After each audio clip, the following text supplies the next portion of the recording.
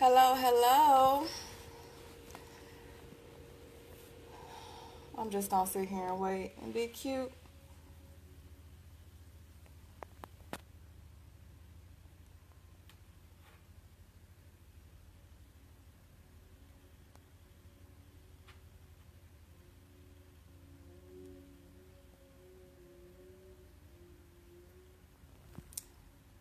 Tuning in live, seeing if anybody wants to join me for this self care chat.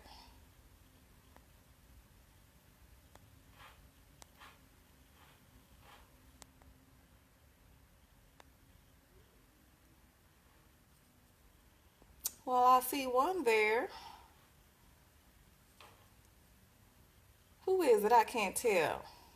Put a comment in the chat.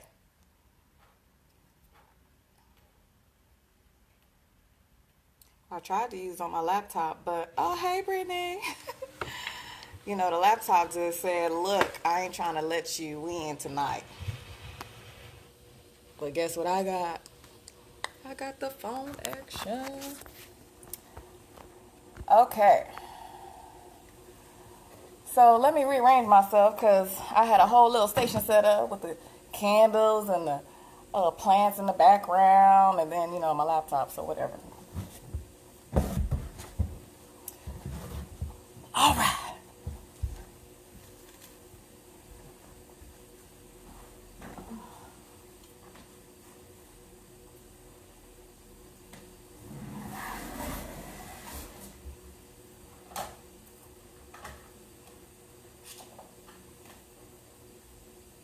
Okay, thanks for hanging in there. I had to rearrange myself. So, Brittany, you the only one that followed directions, looks like. All right, I'm going to go ahead and get started so that when people tune in later, they can catch up with us later.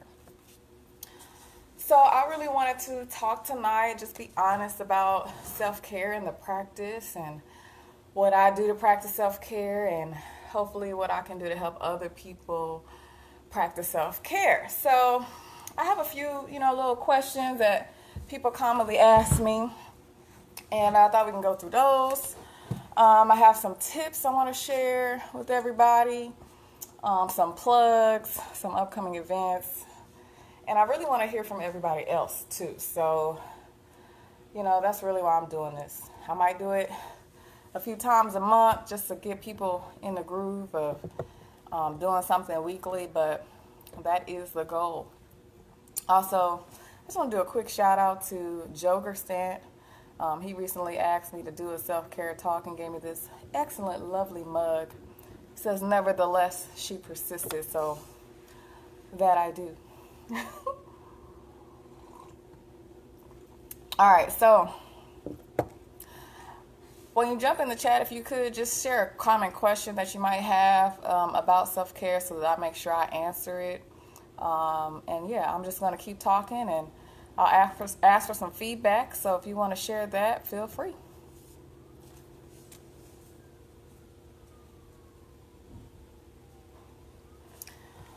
So one of the things I hear a lot, hey girl, hey, about self-care.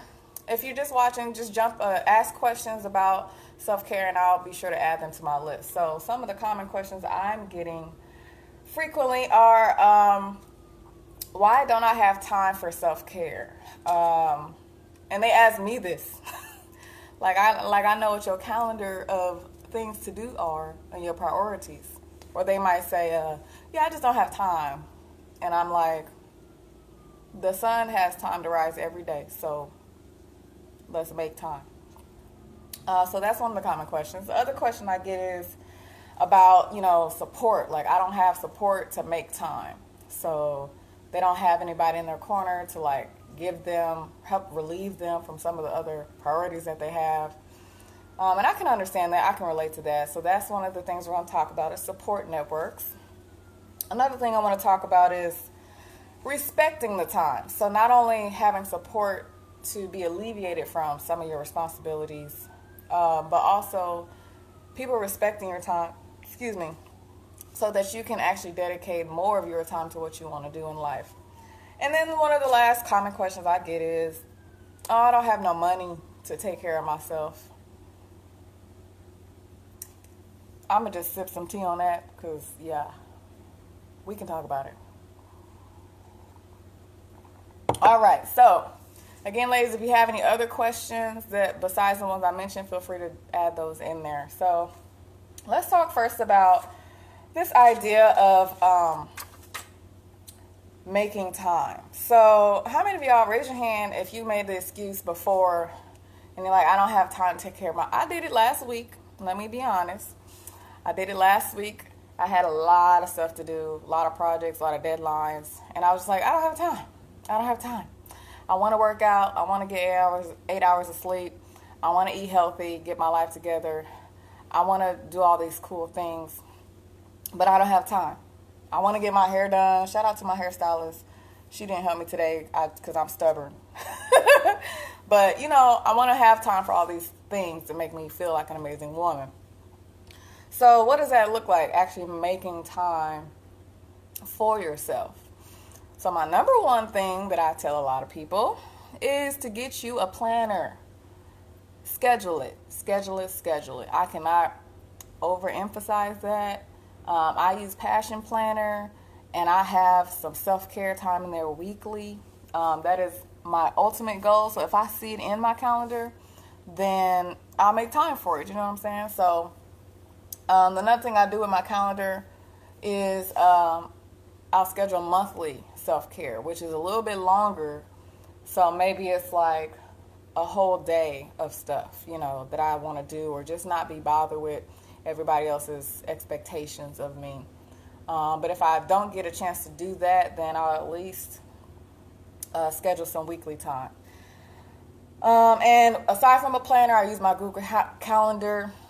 I also do a little reminder with myself, like on Thursdays, Fridays, and Saturday, Sunday mornings seem to be working for me. Just a couple hours, maybe even one, whether I'm journaling or meditating. So what are some ways that you can squeeze just like 30 minutes, 45 minutes into your schedule to make time for self-care? Like, what day can you do that on and just nobody would be bugging you for 30 minutes? All right, who am I talking to today? Hopefully somebody. All right, sometimes you need some help, right? Like I mentioned earlier. And I think that, let me go back to this time thing real quick. It's clear that we have 24 hours in a day and 7 days a week. That totals out to be about 168 hours. Now, let's assume the average person works about 8 hours a day, which might leave you, the average person sleeps about 8 hours a day, possibly. So if you, hey, what's up, bro? So if you get at least 8 hours of sleep, then let's say that leaves you about 112 working hours, daytime hours to get you some self-care time in. So, and if you work, let's add in another 30 to 60 hours, depending on your lifestyle. You got to make time for you, right? Because if you just spend the rest of your waking hours, y'all do the math, that ain't my strength. But you spending the rest of your waking hours doing something for somebody else, it's basically going to leave you drained. So, hey, making friends in the chat. Sorry, hold on. Oh, I thought I left my teapot rolling. But anyway, making time for self-care. Done with that. So this support network thing, this is what I really want to talk about next. I run into a lot of people who are sometimes tapped out because they don't ask for help, or everybody in their family depends on them, or let me think. You have a leadership position at your job, at your place of service, or what have you, and it seems like everybody just wants your time. So then you start to ask yourself, well, where's my help? I need some help. Now, if you like me, you don't really like to ask for help, but I'm working on that. I have that only child syndrome, but aside from me and my stubbornness, I'm talking to y'all. And I really want to know, what it is about support groups that make it hard for you to address? Do you not have support? Do you not know how to create that support network? Because I wrote a whole blog post on this, and it dawned on me that, you know, there are times in my life where I felt really blessed and had a strong support network. Then there were other times where I just look left and look right like ain't nobody to be found. So that's when I decided that, you know, depending on myself was the way to go for me. But also I depend on a small group of people to have my back because I'm doing it for them. So I don't know how many of y'all got other people's back, but they ain't got yours. But I'm going to sip some tea on that one. So anyway, support networks are like a really big part of self-care. And if there's somebody, even just one person, you know, build your squad with that one person, that neighbor, the family member, the childhood friend, the coworker, you know, just one person you can trust to say, hey, hold me accountable for making some time for self-care. So I really hope that that's helping somebody. And another thing I want to share about the common questions I get on self-care.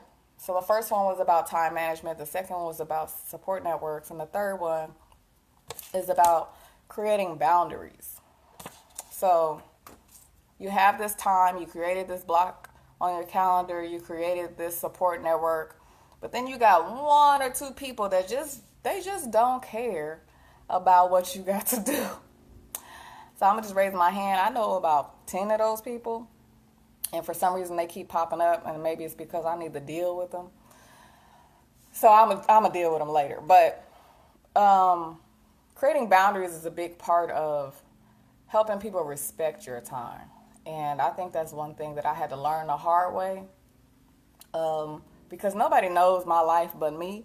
And so if I'm not speaking up about those boundaries, how can I be mad at somebody for not respecting them? I can't. That's kind of silly. So creating boundaries and speaking up is really important. There's a book I've read a few times now about boundaries, and it's by Henry Cloud Townsend, and he talks a lot about it from a spiritual perspective, but I also think that, thanks Brittany for sharing, I also think that boundaries, they're not just for the yogis. Let me say it that way. You know, talking about self-care and talking about boundaries is not for the people who are like, oh, let's meditate and sing Kumbaya all the time. Creating boundaries is for everybody. And I say that because we have so many different roles that we take on in our lives.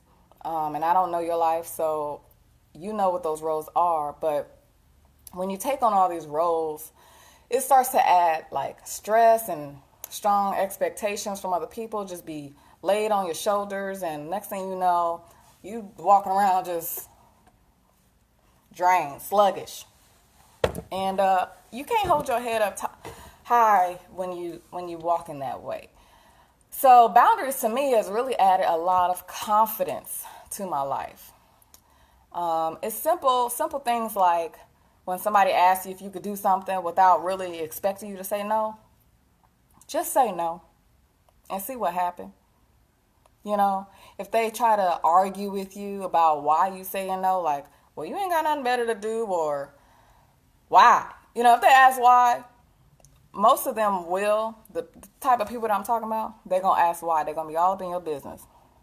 But no is actually a complete sentence. So you don't actually have to give them a reason. Now, it's easier said than done. Like I said, I had this problem, but I had to put it in practice. And speaking of about boundaries, we could do a whole nother session on this, but we ain't got time today. But speaking up for myself, added confidence, like I said, it helped me kind of lay down the framework of how I want people to respect my time. And really verbalizing boundaries brings to light the people who don't have your back. And truthfully, they can be gone. If they don't have your back, they don't want to respect your time, they can just leave. And sometimes that's a hard conversation to have because maybe it's somebody close to you, you know, that you thought had your back. And so, again, like I said, this is another conversation, but I'm just throwing these out here for y'all, speak up and see who show up. Also, speaking up about your boundaries helps us be assertive about our lives and what we want to get out of it. So if you say, no, I don't want to do X, Y, Z, but this is what I want to get out of it instead, that's the best way for you to kind of hone in on the people who really looking out for you. Because if you say what you want instead, maybe somebody has a resource, a tool, a network, a connection for you to make simply by you speaking up and saying, hey, I need a connection to X, Y, Z. I don't need to be focused on your baby shower or, some event you're trying to host. Let's see. So far I talked about the top 3 things. Oh, I have one more. So again, let me recap. Top 4 questions I get. I don't have time. I don't have support. Nobody respects my time. And the last one is, don't it cost money to take care of yourself? You know what, y'all? Don't everything cost money? Now, for some of y'all, you have these special little things you like to do. You like to go and get you a Snicker during your lunch break, and maybe you do it 2 or 3 times a day. I don't know how often you like Snickers, maybe like Twix, whatever. If you add that up to about 2 weeks, and some of y'all is coffee, not Snickers, but adding that expense up. Now, while that might be a moment of self-care for you, just getting that little quick fix, if you save some of that money till the end of the week, you could do a whole lot more with that, like take yourself out for a steak dinner, or if you don't eat steak, lobster, or a sexy salad from Modern Love or something. You can really do a lot with $30, if you got that type of budget, $30 a week. If you only got $30 a month, you know what I really like to do that's for the low? I like to go to Family Dollar, and I'll get me a few candles, my favorite snacks, and a journal. And all of that goes with my self-care moments, whether it be watching a movie, going out to some event. If you know me, you know I always got a snack in my purse or something. But those are the little moments throughout the day where I'm just like, this is my time. I don't want nobody bothering me. And so $30 a month, set that aside. That's something simple. Another thing you can do is schedule out some time where you are not bothered by all the things you got to do. And that don't really cost you no money. It just costs you your time and mental peace and sanity. Hey, Ash. So, it might cost you some time, but that leads to emotional well-being. It might cost you some time, but that leads to longevity in healthy relationships. It might cost you some time, but you walk away feeling more confident about the next chapter of your life. So, those are all my notes for the 4 ways that I think people commonly have these mishaps or, confusions about self-care. The next thing I want to do is, let me read this comment real quick. Make sure, if you have any questions about self-care, feel free to throw them in the chat. Okay, Brittany, I see you. I'm going to read this in a second. Love you, boo. And thank you for also sharing that with the rest of us. So, no matter what you're going through, that's causing you stress and making you feel like you don't have time for self-care, the fact that you're recognizing that you need self-care is the first step. Okay? So, I just want everybody to feel good about that, recognizing that they need to spend some time weekly on self-care. Got me? Weekly. Oh, good question. Is it selfish for you to take care of yourself? And this is a very common question, but I have a question and response. who else is going to take care of you?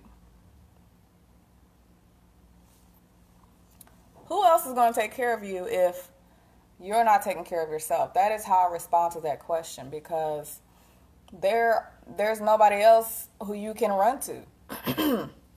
So you got to be a little selfish. You got to say, well, since ain't nobody else gonna do it, mama and them ain't here no more. They might not be here. I don't know your personal life, but don't expect mama and them take care of you no more. You grown.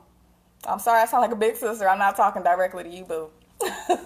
But I just hear this a lot, and it frustrates me when people feel like they don't deserve to have that personal space because of whatever reason. You know, maybe it's like, oh, they haven't worked hard enough to get something out of their lives. Or it's been a while since I've been in that space. Let me think about why I used to tell myself it was selfish. Oh, there's just too much to do. There's so many things that got to be taken care of. So many people out here need me. And I just can't make time for me because other people out here need me. I just got to look back at whoever's looking at me at this question. Everybody gonna always need you. And guess what happens when you let people continue to suck you dry? You ain't got nothing left.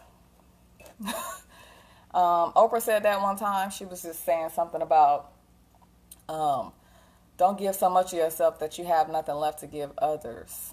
And that just was like, oh, so that means I got to be selfish and save a little for me, which is what I do frequently now. So thank you to Oprah. Right. In order for you to help someone else, you got to help yourself. Exactly. So I just want to hit this home. Make sure you set aside some time weekly for self-care. 30 minutes at minimum, 30 minutes at minimum. And that might look like taking a quick walk. That might look like 15 minutes at a time. That might look like turning your phone off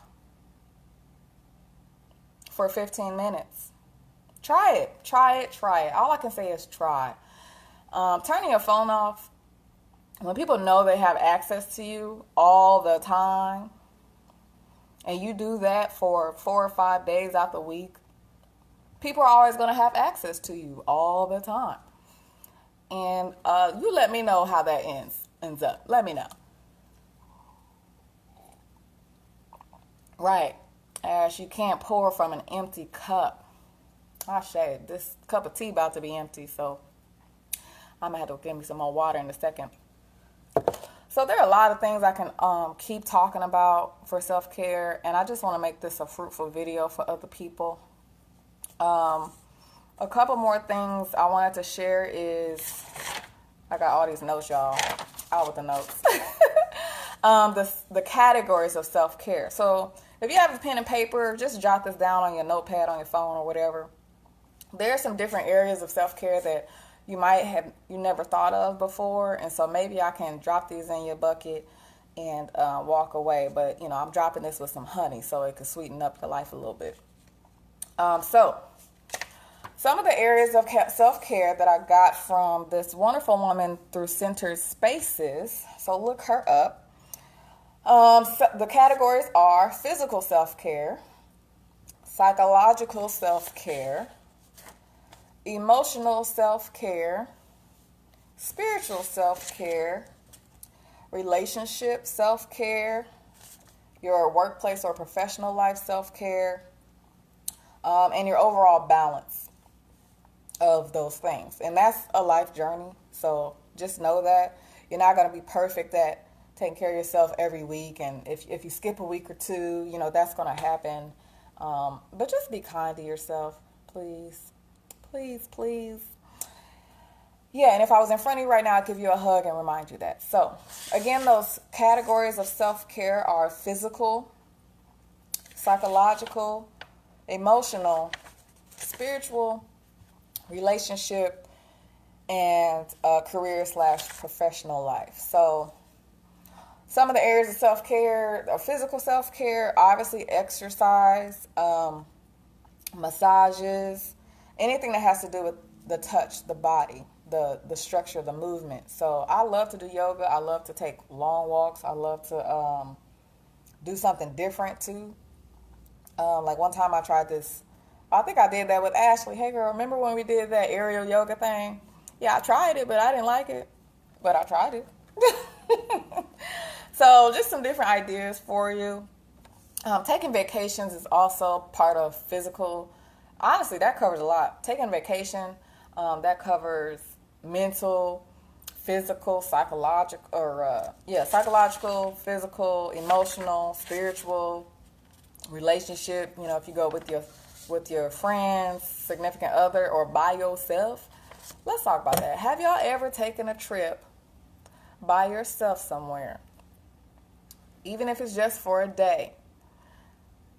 I got one yes. Hey, I would highly recommend trying that out. You know, most of y'all are in the Midwest, so I know there aren't too many places we can drive to without being drained from driving too long. But, you know, Chicago ain't that far. Denver ain't that far.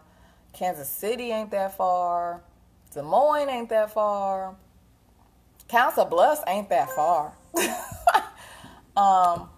But just take a half day and just go, you know, across the bridge. Take a walk, you know, pedestrian bridge, the bridge that go to Council Bluffs. That's a great place to just like kind of leave and come right back. I know it sounds silly, but it's a bridge. You can walk across it and you can come right back. So those are some ideas for the physical self-care. Psychological, also on psychological, when you're taking a break from things like social media, that aids to your self-care in no other way that I can really explain until you try it. Council Bluffs ain't far, y'all. What was I saying? Got me cracking up. Oh, social media. Yeah, social media adds to my mental self-care on another level. I love having a day where I don't pay attention to social media because I treat all media the same. TV, radio, movies, social media. I treat them all the same. And so when I think about a no media day, I'm thinking about cleansing from trauma because that's all, not all, I ain't gonna drag it out. It's about 50-50. I am 50% inspired by social media and I'm 50% not inspired.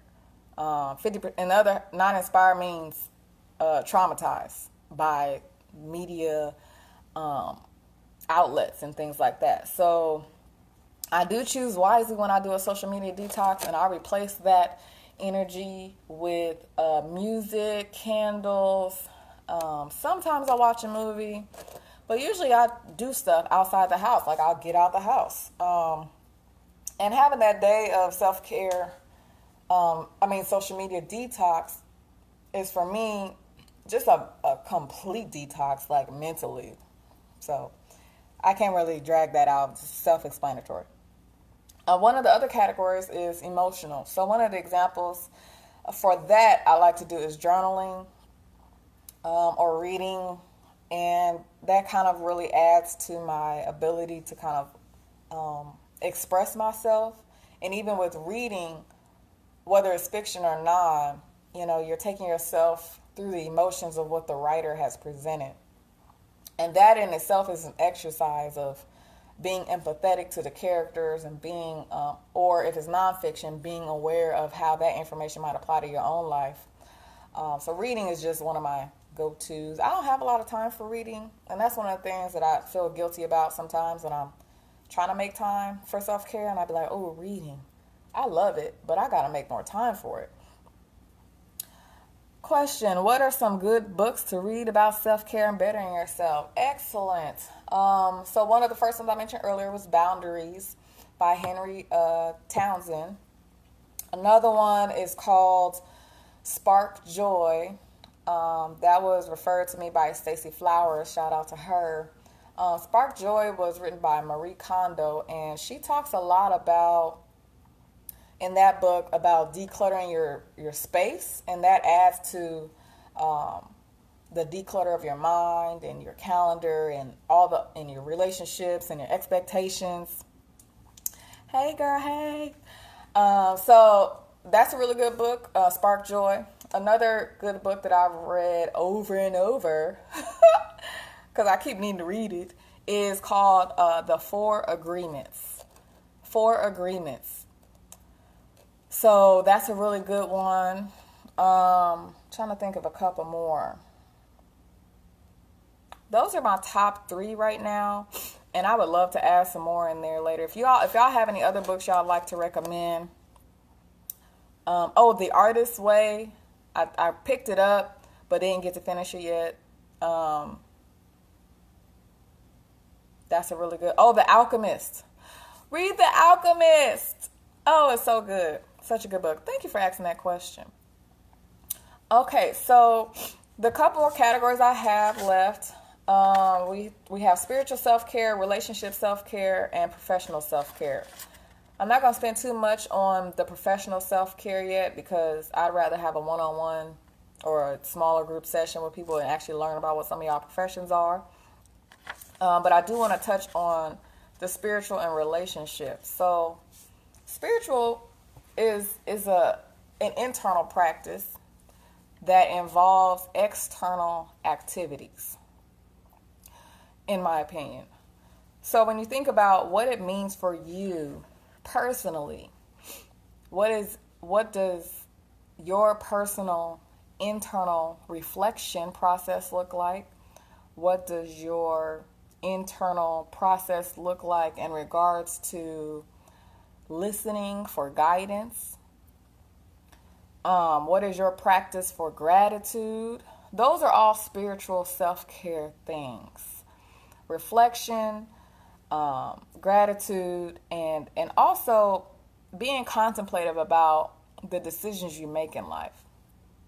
And the only way I can get to any of those conclusions about what that means for me is through meditation. So I don't know about other people and their spiritual walks, but meditation to me should cover a lot of different religious or spiritual backgrounds.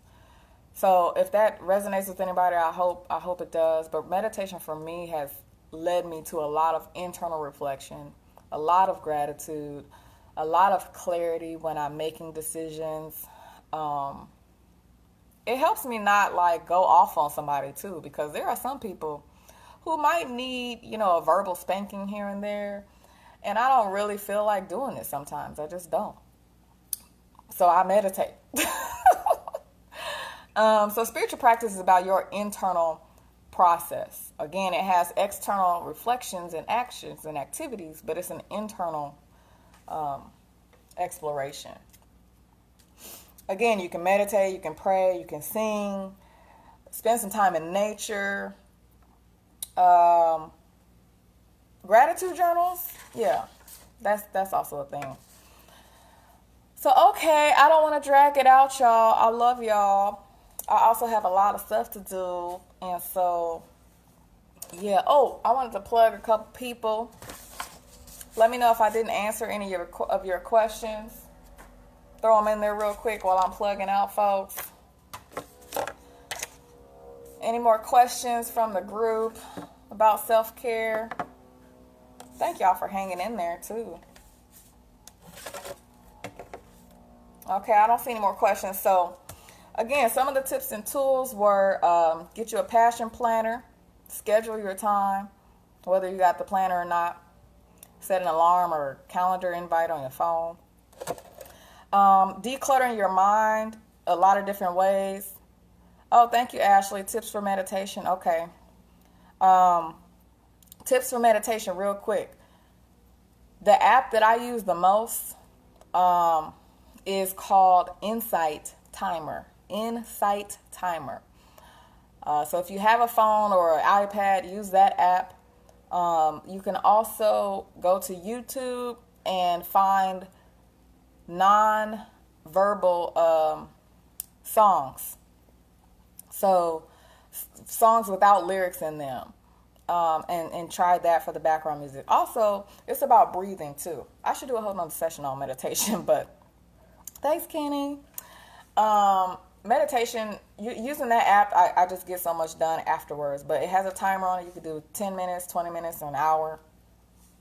And it'll help you clear your mind. And don't focus on trying to meditate. Just focus on breathing. That's the tip I have. And last but not least, y'all, I'm doing 21 days of self-care in October.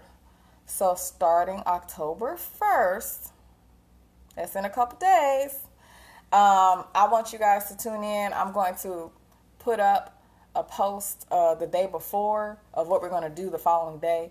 So if you want to jump in with me, feel free. If you want some inspiration, I also did 21 days of self-care on my blog, so you can go find that post, JoannaLaFleur.com. So those are some of the tips I have for y'all. I have so many more. We're going to have to do another one.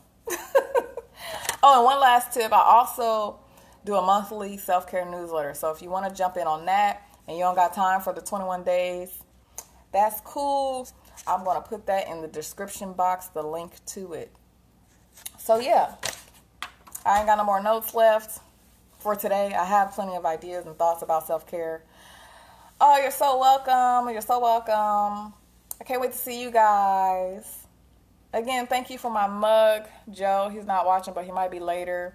Nevertheless, she persisted, and that's what I challenge all of y'all to do, is persist with this self-care thing. It's a life journey. It's not like you can perfect it overnight. I'm still in progress. Everybody's in progress, so persist through it. So, all right, I'm going to go ahead and end this.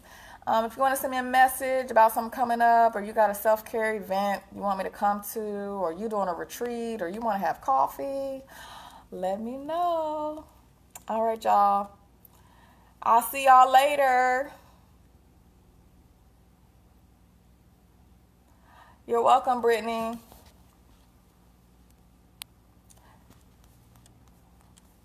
All right, y'all. Y'all have a good night. Peace.